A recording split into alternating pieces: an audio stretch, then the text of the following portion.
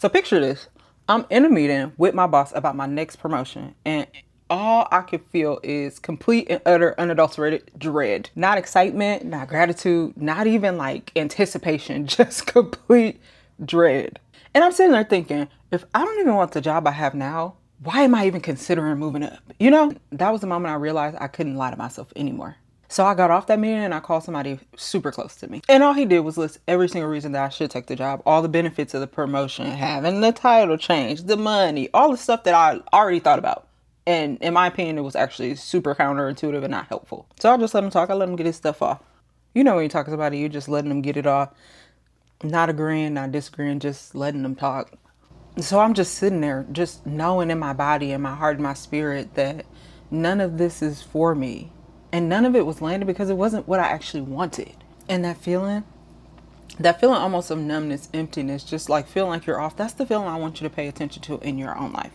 Because that feeling is your life trying to tell you something. I had spent 6 years in golden handcuffs. Good money, good title, a life that made sense to everybody looking at it from the outside looking in. Before that, I had already walked away from another career because of the 16-hour days and not wanting to play the corporate politics that was literally sucking the life out of me. So this wasn't even the first time I had felt this. It was just the first time I had actually stopped in the moment and listened to myself. And that was instead of my habit of like just pushing through or feeling like I had to like survive everything or I was a quitter, you know?